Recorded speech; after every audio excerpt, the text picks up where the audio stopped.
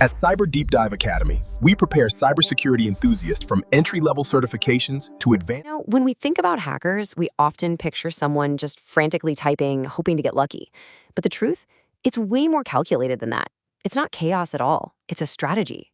And today, we're going to pull back the curtain and break down the hacker's playbook step by step. So, let's get right to it. How does a cyber attack actually happen?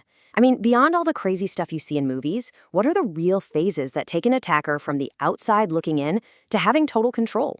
Well, let's find out. All right, every single attack kicks off long before any malicious code even gets written. It all starts with reconnaissance, or what I like to call the lookout phase. Seriously, think of it like a thief planning a heist. They're not breaking into the bank yet. Nope, they're just watching, learning everything they can, and making a plan.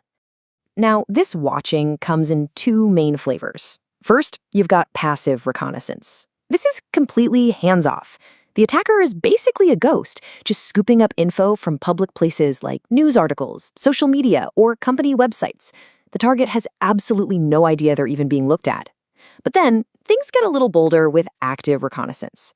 This is where the attacker actually makes contact. Maybe a phone call to a help desk or directly probing the network. They're rattling the digital doorknobs just to see what happens. Okay, so once the attacker has a good map of the territory from their lookout phase, it's time to find a way in. And that brings us right to phase 2, finding weaknesses. They're not just looking anymore. They are now actively hunting for an unlocked door. This is where all that homework they did really starts to pay off. The attacker uses some specialized tools to scan the target's network. They're checking for everything: what systems are online, what services are running, and most importantly, what known vulnerabilities might just be sitting there waiting to be exploited. It's a really systematic search for any crack in the armor. And trust me, they are not searching randomly. They have a very specific shopping list.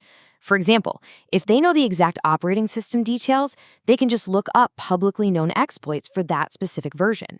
And knowing which ports are open, that's kind of like knowing which windows on the building are unlocked. Every single item on this list helps them build a super precise plan of attack. And that precise plan leads directly to phase 3, the breach. This is it. This is the moment we all think of when we hear the word hacking. All that planning, all that scanning, it has all led to this one moment, the actual break-in. The really key thing to get about the breach is that this is the critical moment the attacker crosses that digital threshold. They are no longer an outsider looking in. Now, they've got a foothold inside the system. They're in. But getting access usually isn't this big all-or-nothing event. It's a process, an escalation. An attacker might first get access to some low-level user account. That's their foothold. From there, they work their way up, trying to escalate their privileges, aiming for that sweet administrative or root access, which gives them complete control over everything. It's like slipping in through the mail slot and then finding the master keys to the entire building. So how do they actually do it? Well, here are a few of the usual suspects. Password cracking is pretty much what it sounds like. Then you've got something called a buffer overflow, which is basically tricking a program by feeding it way more data than it can handle, causing it to mess up and let the attacker grab control. You've also got denial of service attacks to just overwhelm a system, and session hijacking to steal someone's active login. The method they choose? It depends entirely on those weaknesses they found back in phase 2. And all of this builds to phase 4, the takeover. See, getting in was one thing, but now the whole goal shifts. The attacker isn't trying to break in anymore. Now they're focused on staying in and making that system their own. At this stage, the most important goal is persistence. The attacker wants to be able to come and go whenever they want, without having to break in fresh every single time. That compromised system becomes their permanent base of operations inside the network.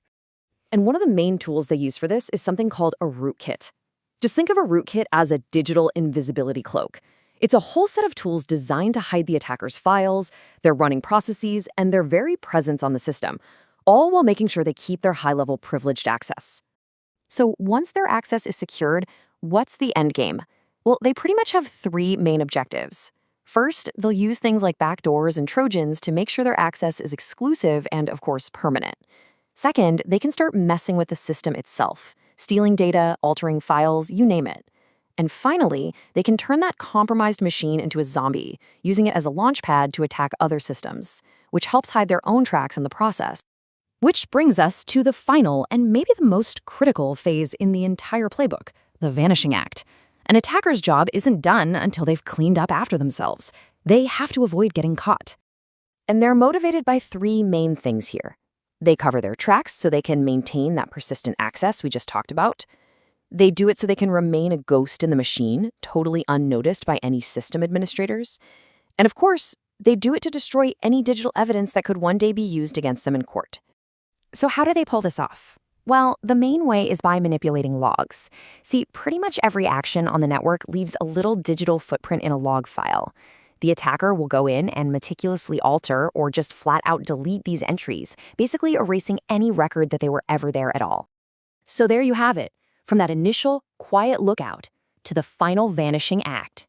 It's not random chaos, is it? It's a methodical, 5-phase process for a complete compromise. Reconnaissance, scanning, gaining access, maintaining that access, and finally, clearing tracks. And that really brings us to our final thought. This isn't just some theory.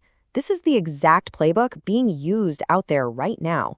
So the real question for you is, now that you know the strategy, from the passive lookouts to the active scans, do you think you could spot the first move?